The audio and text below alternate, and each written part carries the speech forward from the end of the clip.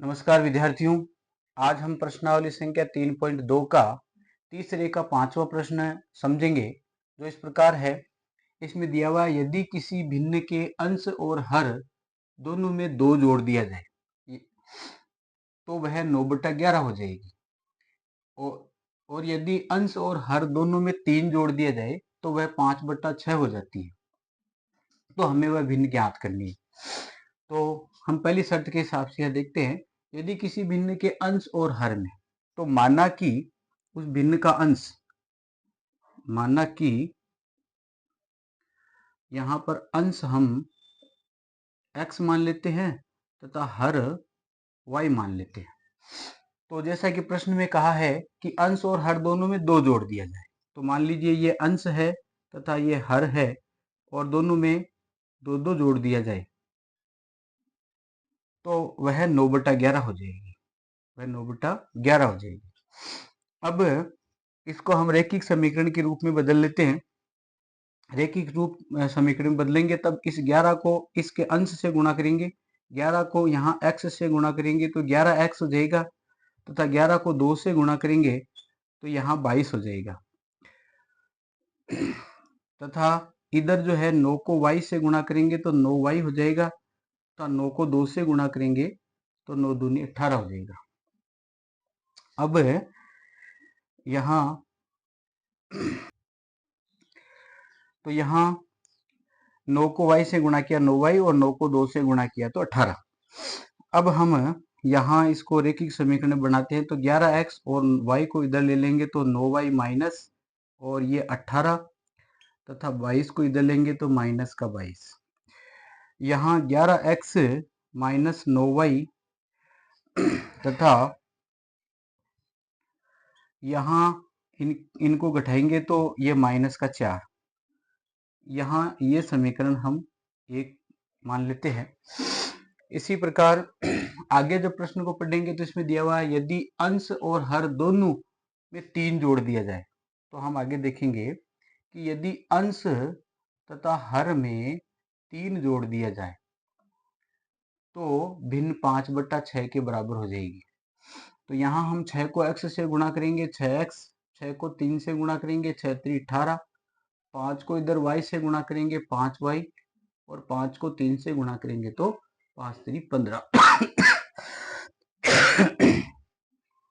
यहाँ ये हो जाएगा 6x, 5y को इधर लाएंगे माइनस का 5y, ये 15 है, तथा 18 का पक्षांतरण करेंगे तो 18 हो जाएगा माइनस का। तो ये 6x और माइनस 5y बराबर, इनको घटाएंगे तो माइनस का 3। ये समीकरण संख्या 2 हो जाएगा। अब यहाँ हम इसे प्रतिस्थापन विधि से हल कर रहे हैं, तो हमें इन 1 और 2 में से किसी एक को 3 नंबर समीकरण बनाएंगे। तो हम 2 को 3 बना लेते हैं। यहाँ ये माइनस का 3, 5y को उधर लाएंगे तो ये प्लस का 5y, तथा इधर रह जाएगा 6x। अब इस 6x में से 6 को बटे में ले जाएंगे तो इधर रह जाएगा केवल 6। तो यहाँ x बराबर -3 + 5y/6, ये आपका समीकरण संख्या बन गया 3। अब ये 3 नंबर समीकरण है जो कि हमें 2 से प्राप्त हुआ है, तो हम 3 का मान 2 में नहीं रखेंगे, 3 का मान हम 1 में रखेंगे। तो समीकरण 3 का मान 1 में रखने पर, समीकरण 3 का मान 1 में रखने पर, समीकरण 3 का मान 1 में रखने पर, 1 में रखने पर 1 नंबर समीकरण अपना है 11x - 9y - 4। तो हम लिखेंगे 11 गुणा x, x की जगह ये x का मान लिख देंगे जो कि 3 नंबर समीकरण में है। यहाँ लिख देंगे हम -3 + 5y/6, ये आपका हो जाएगा 11x, फिर -9y, -9y बराबर माइनस का 4। अब इसे हम सरल करते हैं तो हम देखेंगे कि यहाँ सरलीकरण के लिए इस 6 को हटाने के लिए हम प्रत्येक पद को 6 से गुणा कर देते हैं। यहाँ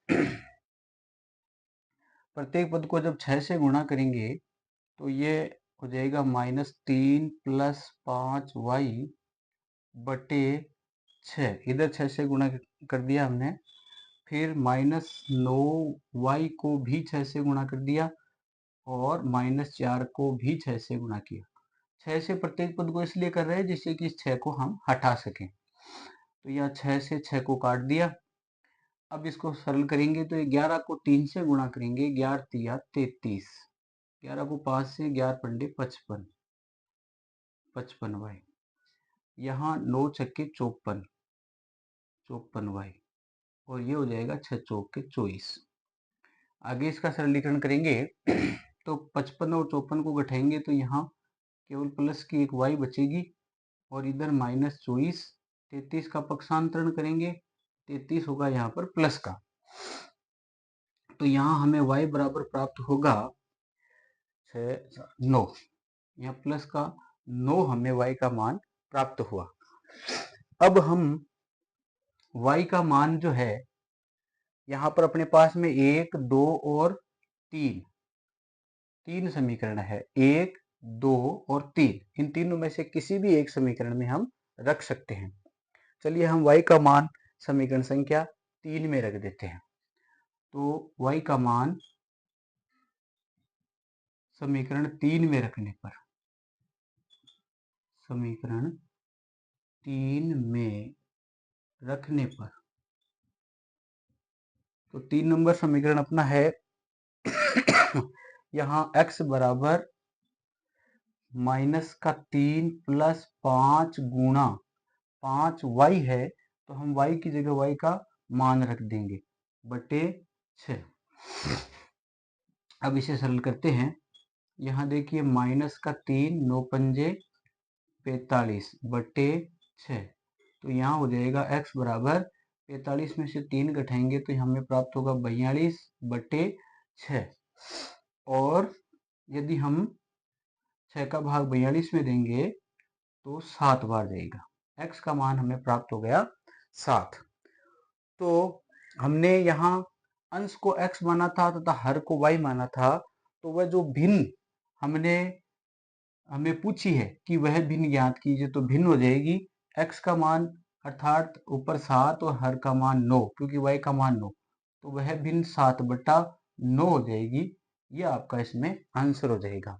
ये 5वां प्रश्न कंप्लीट। तो अब हम देखते हैं प्रश्न संख्या 3 का 6ठा प्रश्न, जो कि इस प्रश्नावली का अंतिम प्रश्न है।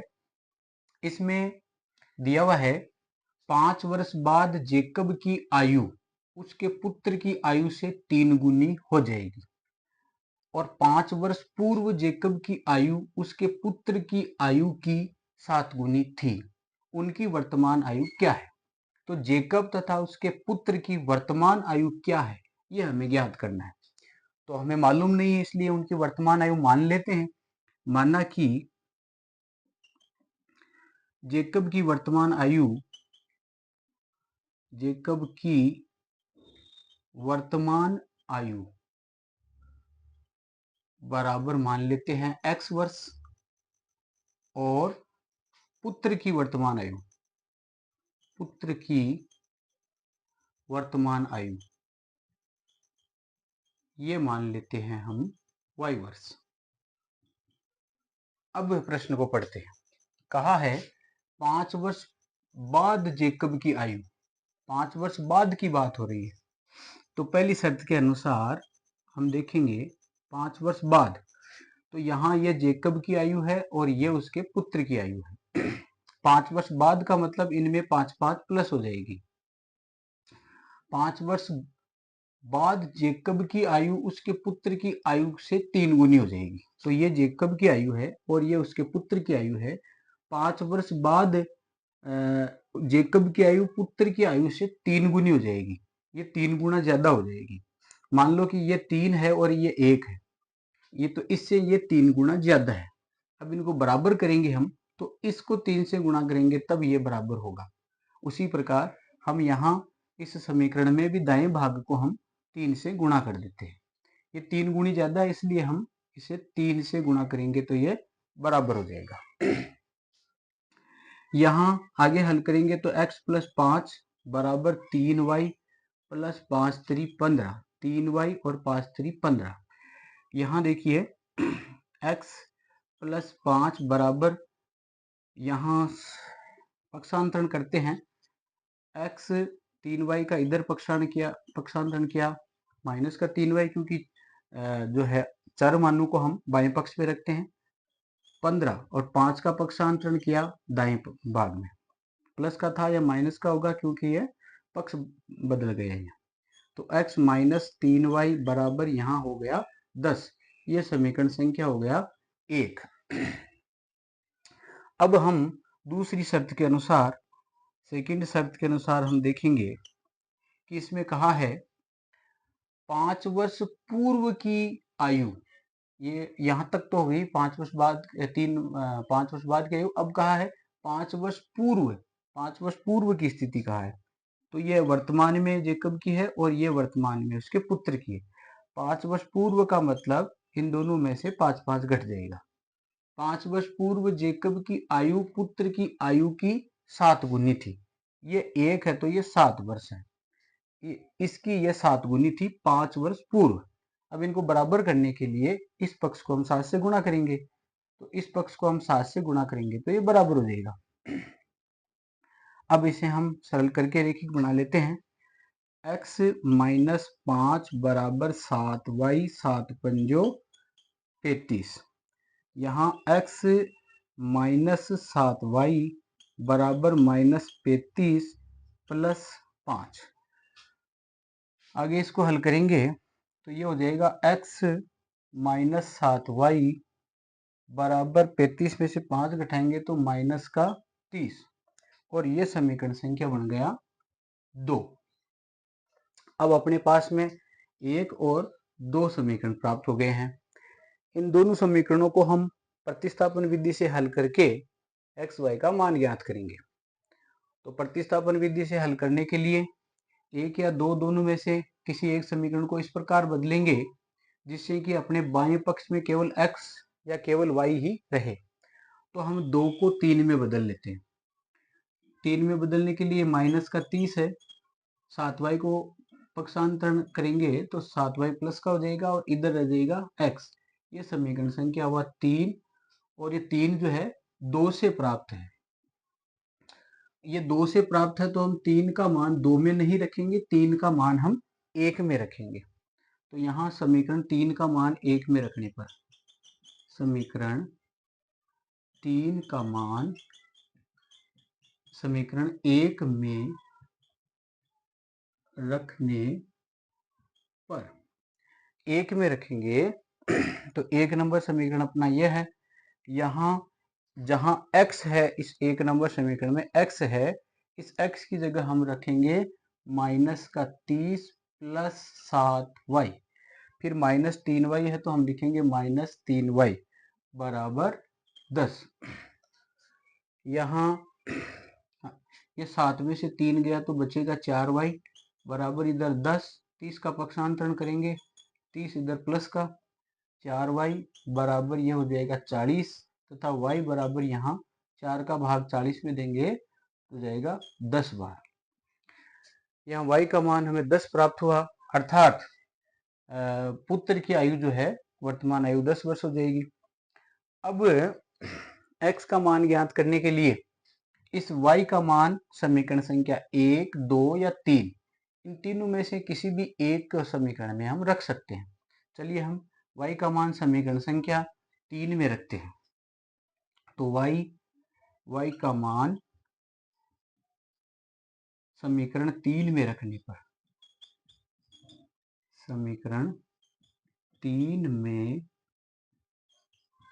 रखने पर, 3 में रखेंगे तो यहाँ है x बराबर माइनस का 30 और प्लस 7 गुणा y है, y का मान 10 है, तो यहाँ माइनस का 30 और ये हो जाएगा 70, और 70 में से जब 30 घटाएंगे तो हमें x का मान प्राप्त होगा 40, x का मान 40, अर्थात जेकब की वर्तमान आयु x वर्ष तो यहाँ जेकब की आयु हो जाएगी, जेकब की आयु तो हो जाएगी x वर्ष मानी थी, अर्थात 40 वर्ष, और पुत्र की आयु हमने y वर्ष मानी थी, तो y का मान 10, अर्थात ये हो जाएगी 10 वर्ष। ये जेकब की 40 और उसके पुत्र की वर्तमान आयु 10 वर्ष। धन्यवाद।